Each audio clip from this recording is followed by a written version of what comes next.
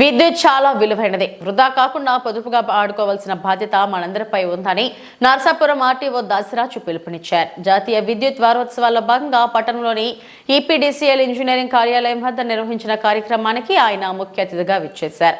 గత వారం రోజులుగా విద్యుత్ పొదుపుపై విద్యార్థులకు నిర్వహించిన వ్యాసరచన, చిత్రలేఖనం, ముగ్గుల పోటీల్లో విజేతలుగా నిలిచిన వారికి సర్టిఫికెట్లు, షీల్డ్లు అందించి మాట్లాడారు. విద్యుత్ ఒక నిత్యావసర వస్తువుగా మారిందన్నారు. కరెంట్ లేనిదే ఉండలేని పరిస్థితి నెలకొందన్నారు. జల విద్యుత్, థర్మల్ విద్యుత్ చాలా ఖర్చుగా మారాయన్నారు. నర్సాపురం ఈఈకే మాధవ్ కుమార్ మాట్లాడుతూ సోలార్ విద్యుత్ వాడకాన్ని పెంచాలన్న లక్ష్యంతో ప్రభుత్వం అనేక సబ్సిడీలను ప్రకటించిందన్నారు. విద్యుత్తును వృధా చేయవద్దనన్నారు. కార్యక్రమంలో ఏడీఈలు ఓంకారం, రామకృష్ణ, ఏఈలు ప్రభాకర్, వెంకట్రావు, సిబ్బంది తదితరులు పాల్గొన్నారు.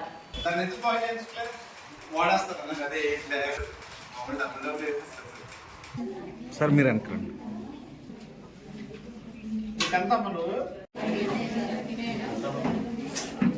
నేను ఎమ్మెల్యే నిన్నే వెళ్ళాను.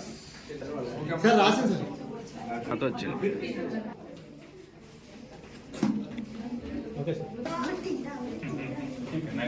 మీ దగ్గర ఈనాడు చేశాడు.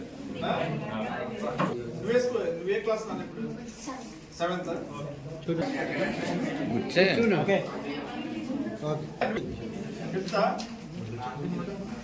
అన్నీ చూడలేదు సార్.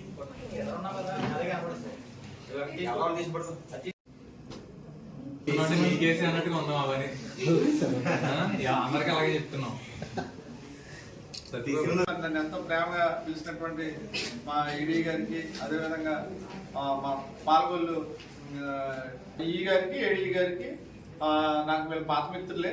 మరి నేను ఈ ప్రాంతంలోనే నర్సాపురం, పాల్గొల్లోనే పనిచేశాను. నేనంతా ఇక్కడికి రావడం జరిగింది ఆర్డీఓగా. మరి ప్రధానంగా విద్యార్థుల్లో ఈ యొక్క విద్యుత్ పొదుపు గురించి ఇలా మన ఎలక్ట్రిసిటీ డిపార్ట్మెంట్ వారు చక్కని అవగాహన కల్పించడం కోసం, పిల్లల్లో అవగాహన కల్పించడం, మంచి పోటీలు ఏర్పాటు చేసి ఇంత చక్కటి ఇది ఏర్పాటు చేయడం చాలా గొప్పగా ఉంది. అయితే ఏంటంటే మనకి ప్రధానంగా ఇప్పుడు పవర్కి సంబంధించి మనకి ఈ వాడకం చాలా పెరిగిపోయింది. పొదుపు అంటే విచ్చలవిడిగా ఒకే ఇంట్లో 5 ఫ్యాన్లు ఉంటే 5 ఫ్యాన్లు వేసేయటం, ఎన్ని లైట్లు ఉంటే అన్ని లైట్లు వేసేయటం, ఆ తర్వాత ఏసీలు ఎన్ని రూములు ఉంటే అన్ని రూములు వేసేయటం, అది చాలా గొప్పగా చెప్పుకుంటాం. మా ఇంట్లో 3 ఏసీలు ఉంటే 3 వాడేస్తాం, ఫుల్ 16లో పెట్టేస్తాం అని చుట్టాలకు కూడా చూపించగలిగేస్తుంటే దాని పర్యవసానం అక్కడ ఎక్కడైతే మన సోర్స్ ఉందో అక్కడ బగబగ మంటలు వచ్చేస్తూ ఉంటాయి. తర్వాత ట్రిప్ అయిపోతూ ఉంటుంది, గ్రిడ్ ఫెయిల్ అయిపోతూ ఉంటుంది. ఫెయిల్ అయితే అంతా అంధకారమే కదా. అంటే మన అప్పుకి వెళ్ళి ఎంతకాలం అప్పు తీసుకుంటాం? కొంతకాలం తర్వాత ఎవరైతే మనకి అప్పు ఇచ్చాడో వచ్చేస్తూ ఉంటాడు, అవునా కదా? వచ్చేస్తాడు. కానీ అట్లీస్ట్ మనీ అయితే వీ కెన్ క్రియేట్. కానీ సోర్స్ని ఇక్కడ ఇది న్యాచురల్ రిసోర్సెస్ నుంచి ఉత్పత్తి అవుతుంది విద్యుత్ అన్నది. తర్వాత మా ట్యూబ్ లైట్లు అంటాం కదా, తర్వాత ఎల్ఈడీస్ వచ్చేసినాయి. అఫ్కోర్స్ ఇవి కొంత పవర్ని వాడకాన్ని తగ్గిస్తాయి. కానీ అప్పుడు ఇంటికి ఊరి చివర ఒక లైట్ ఉంటే తర్వాత ఇంటికి ఒక లైట్ వచ్చింది. ఇంటికి లైట్ తర్వాత ఇంటికి 3 అయింది, తర్వాత ఇంటికి 4 అయింది. తర్వాత ఏమైంది? ఫ్యాన్ వచ్చింది కదా. మళ్ళీ ఫ్యాన్ తర్వాత ఏసీ వచ్చింది. ఇంటికి అప్పుడు ఒక ఫ్యాన్ ఉండేది. అందరూ వెళ్ళి అక్కడికి వెళ్ళి అక్కడ పడుకునేవాళ్ళు ఆ ఒక ఫ్యాన్ దగ్గర, చాలా గొప్పగా మా ఇంట్లో ఫ్యాన్ ఉందని. తర్వాత మళ్ళీ ఏసీ వచ్చింది. ఏసీ ఉన్నా ఎంత జాగ్రత్త వాడవాళ్ళంటే ఏసీ. నీకు పొదుపు చేసుకుంటే నీకు ఎక్కడి నుంచి తీసుకురావాలి ఇంధనం అంతా? డిఫరెంట్ ఏరియాస్ నుంచి విపరీతమైన అప్పు చేసి, అది కూడా అప్పు చేసిన దొరకని పరిస్థితి వచ్చేసింది ఈరోజు మనకి.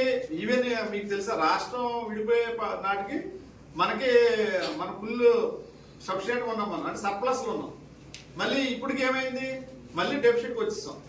ఇప్పుడు పవర్ కట్స్, యాక్చువల్ ఈ సీజన్లో పవర్ కట్స్ ఉండే కదా. మళ్ళీ ఈ రోజు మీరు అబ్జర్వ్ చేసారా, కాసేపు కరెంట్ పోయింది. మరి అంత ఒత్తిడి ఉందన్నమాట. దీనికి మనం చేయాల్సింది ఏంటి? ప్రధానమైనది పొదుపు చేయాలి. పొదుపు చేయాలంటే పెద్దవాళ్ళు ఆల్రెడీ అలవాటు పడిపోయి ఉన్నారు, వాళ్ళు వాడేస్తాకి. ఇప్పుడు మరి దానికి ఎవరున్నారు? నేటి బాలలే రేపటి పౌరులు అంటున్నాం కదా. నేటి బాలలు కూడా వాళ్ళు కూడా బాధ్యతమైన బాలలు కావాలి మనకి. బాధ్యత ఏంటి? వాళ్ళు పవర్ని ఎలా సేవ్ చేయాలి, సేవ్ చేయడం వల్ల ఎంత ఉపయోగం. భవిష్యత్తులో మన ప్రొడక్షన్ పెరగదు కానీ కన్జంప్షన్ పెరిగిపోతుంది, వినియోగం పెరుగుతుంది. ఉత్పాదన ఉండదు, ఉత్పత్తి ఉండదు, వినియోగం పెరిగిపోతుంది. సో మనం వినియోగాన్ని తగ్గించుకుంటే ఉత్పత్తి మీద రాలేదు కనుక మనం దాని మీద ఒత్తిడి తగ్గించవచ్చు.